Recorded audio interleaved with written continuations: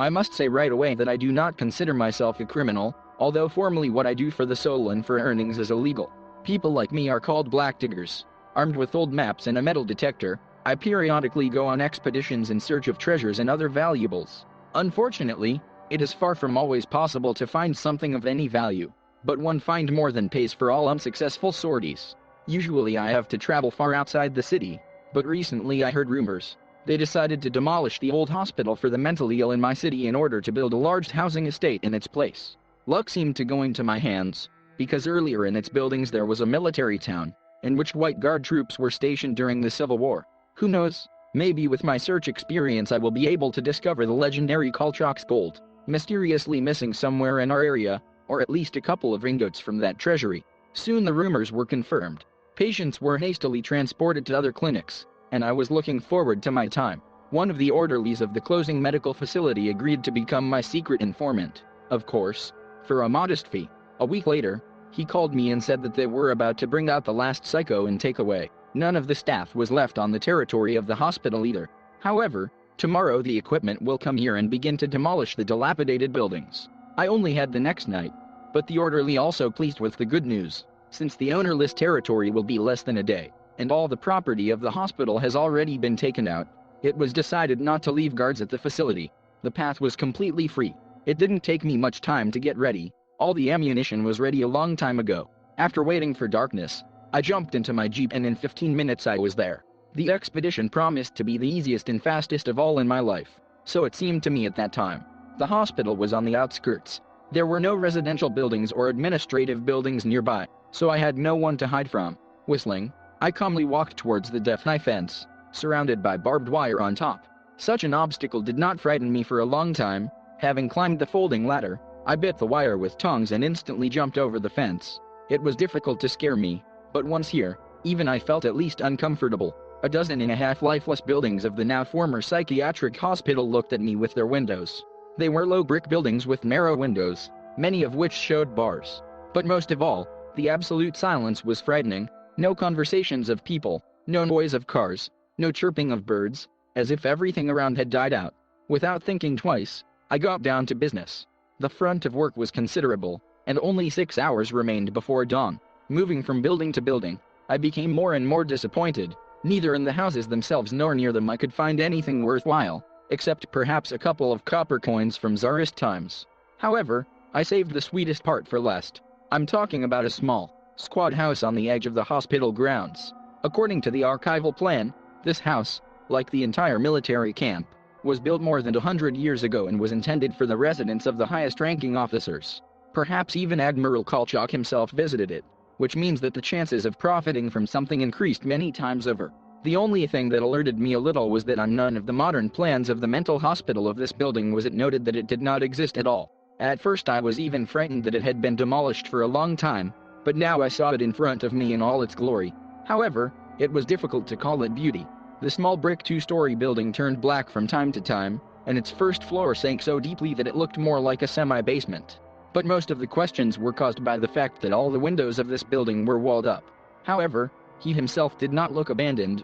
The road to it was cleared of leaves, and the front door looked the most expensive and strong of all that were here. Entering the house turned out to be how difficult. The lock turned out to be no less reliable than the door itself. What the hell? This hut will be demolished one of these days anyway. They might not have been locked up. I grumbled under my breath. But I'm not used to giving up. Although I had to puff. After 20 minutes I finally stepped inside this mysterious structure. A sharp chemical supply hit my nose. Of course, I understood that just yesterday various medical procedures were being carried out in the hospital, but such a dense smell of medicines was felt only in this building. Inside, due to the lack of windows, there was absolute darkness. I immediately turned on my headlamp and looked around. The first floor was nothing special. Deserted offices, old furniture, which they decided to give under the bucket along with the building, and the usual garbage left in a hurry by doctors. But what really caught my attention was the luxurious staircase in the center, which gave the shabby, in general, house the appearance of a small palace. She was clearly the same age as the entire building. Its steps led both up to the second floor and down into a deep basement. Realizing that it was underground, in the walls and floor of the basement, that it was most likely to discover the treasures I had come for, I decided to delay this intriguing moment and went upstairs. It seems that the staircase has never been repaired over the past century, and therefore it creaked throughout the entire district. Every step I took cut the oppressive silence that still reigned around me. Suddenly, at the same time as the creak, I heard some other sound. The creak almost drowned it out, and yet I definitely heard something and was sure that the sound came from inside the building. I stopped and listened, but again everything was quiet. As I expected, the second floor was also nothing spectacular, but as soon as I took a closer look at one of the offices, I changed my mind. There was a rather large safe in the corner. Obsessed with looking for antiquities, I somehow forgot that something very expensive could be stored in the hospital itself. For example, rare medicines that I could profitably drive on the black market. My joy was only spoiled by the thought that this heavy colossus would have to be dragged to the car, because it would definitely not work to open it with improvised means. But the safe was not locked.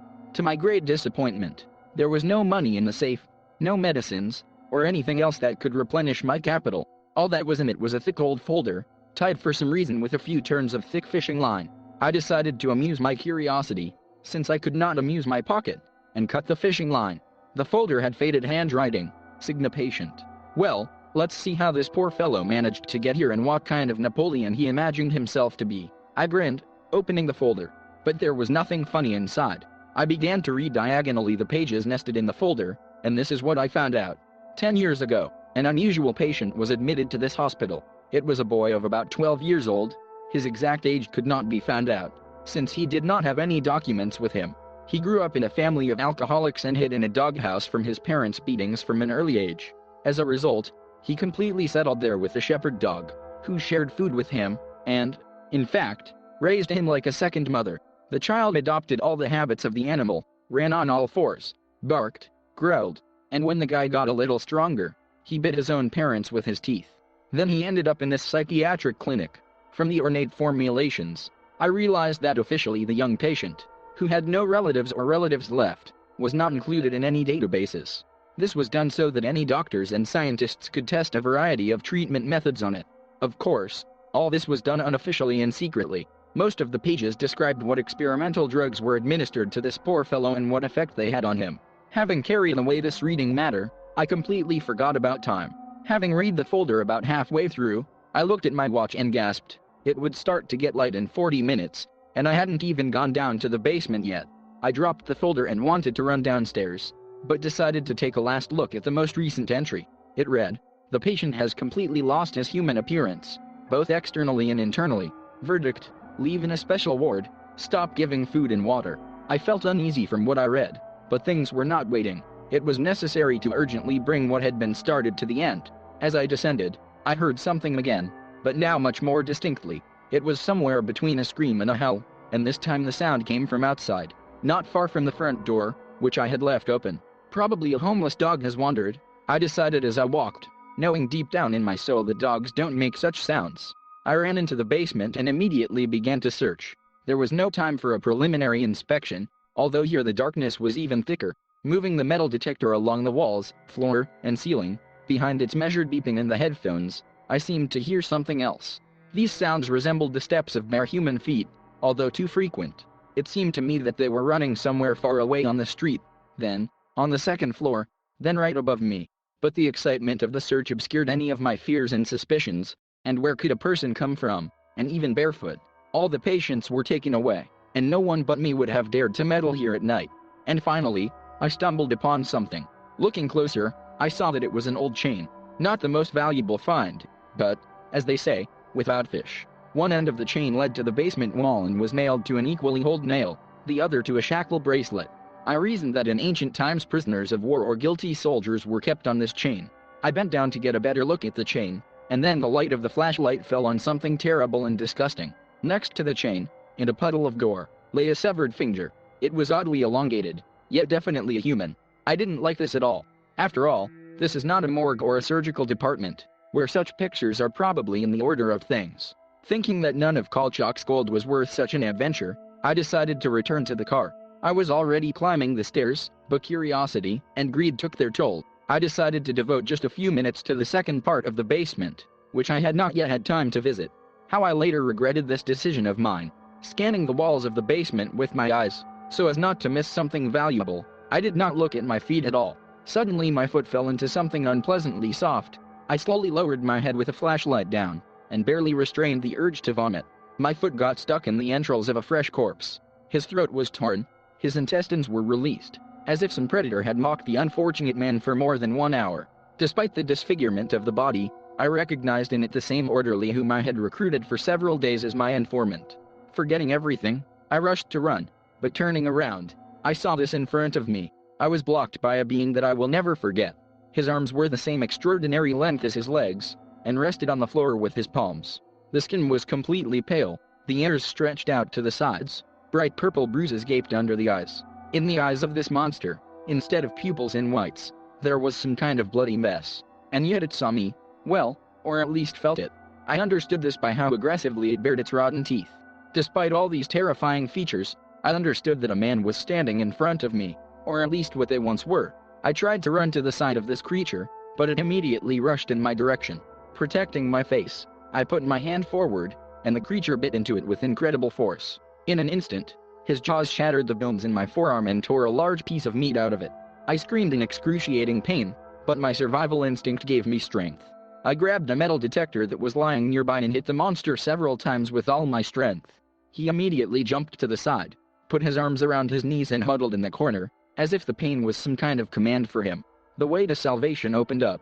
I ran with all my might to the street, and then to that part of the fence where the barbed wire was cut. Running out of the ill-fated building, I heard that the creature on its four limbs rushed after me and quickly caught up. And now, already climbing the edge of the fence, I felt how the freak bit me on the shin just as hard and pulled me down. I was able to escape only by leaving another piece of my body in the mouth of my pursuer. I could no longer run and crawled on all fours to the jeep.